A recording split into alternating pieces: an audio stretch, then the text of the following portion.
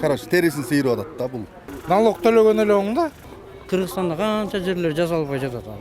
Жолду жасаса иштайса сөз жок, базар жок. Анан жол жасалбай эле чөнтөккө кетип, тияк-бияк жеп, чоңдор тияка бияка иштете берсе анда жол деле жасалбайт.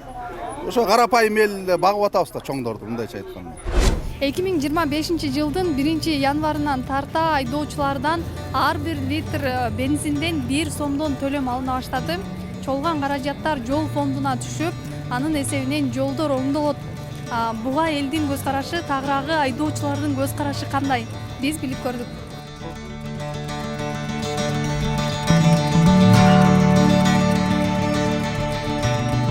Негизи менин оюм эме? Налог төлөгөн эле оң да. Анан эми 1 жылдын ичинде канча литр май куясың? Башка расходтору бар. Андан көрө 1 жылда бир налог төлөгөн жакшы го. Азыр сизге мындай кыйын болбой элеби? Жок, кыйын болгон жок. Разницасы жок. Мен бензин, солярка мынча кетти, тигинче кетти деп эсептебейм. Жакшы эле, бул жагын билбейм. Налог төлөгөн жакшы да, негизи налог деген налог. Эми 1 жылда канча литр жагасың? Может 500 литр жагасың. Анан айырмасы бар. Эми водитель 700 сом эле төлөп койгон жакшы да. Биз такси кылып эптеп окат кылабыз. 1 тонна май элестет 1 сомдон. Жөн эле элдин жонунан кайыш алып атпай. Короче, терисин сыйырып атат да бул. Бул туура эмес. Кыйынчылык болуп калат, 1 сомдон, конечно, кыйынчылык болот. А тигилер болсо эмне, заправкадан эсеби менен алып алат. Мынча ар бир заправкадан мынча миллион бересиң деп алып алат. Биз болсо күнүнө 15-20 литр май айдайбыз да. Андан көрө 700 сом берип койгонубуз жакшы эмеспи? Мындай эле жакшы болчу, 1 литр май жок эле. Эми ала кандай кыргызбыз да. Эми ушул шаарда оңой эле шықпаса билбейм. Ошо карапайым эл багып атабыз да чоңдорду, мындайча айтканда. Туурабы? Чоңдор бизди бакпай эле биз багып атпайбызбы? Ошол. Менин көз карашым туура эмес. Налог эле төлөп коюп айдап жүрө берсе деле болмок негизичи, өзгөртпөй элечи. Муну элге айтпай деле 1 сом эмес 2 сом кошуп койсо деле унчукпай куюп жүрө бермекпиз деп сурабы? Кээ бирлер мисалы үчүн 1 жыл айдабай туруп калат машинасы, мотору бузулуп калат.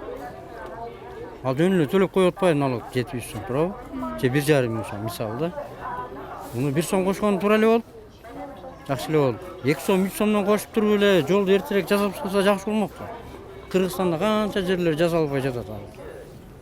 Жол жок, Бишкек борбордо жол жок. Мына Кулиева, Пушкинага түшсөңөрмү, тегерек вокзал жака жибек жолунан ылдый түшсөңөр эле вообще бычкан бойлору жолдор жасалбай эле жатат.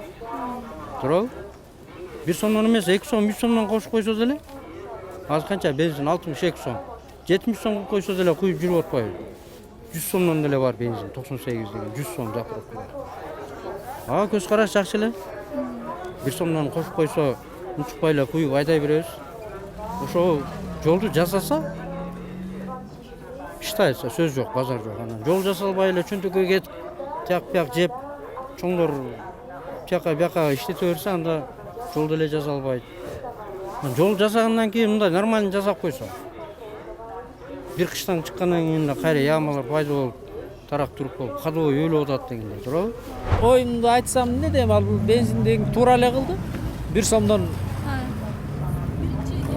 ушул налогко деп алып атканына эң туура эле көрөм. Анткени мына жолдун баары жасалат деп атат. Тем более машинанын налогун төлөө эч ким төлөбөйт деп атат. Анан бул туура эле деп ойлойм, менин оюм ошол. Бийлик туура эле кылып атат. Сиздерге буга чейин арабызда налогду төлөбөй жүргөндөр да бар болчу да. Бул туура эле болду. Андан көрө ошондон 1 сомдон бензинди хочешь не хочешь куюп айдайсың да. Бериш керек. Өкмөткө да ошентип салымын салган жакшы эле болот. Билбейм, менин оюм ошол. Бул айта турган сөз. сиздерге кыйынчылык жаратпайбы эле? Эми 1 сомдон кыйынчылык деле жаралбайт го, билбейм. Эч кандай кыйынчылык жаралбайт 1 сомдон.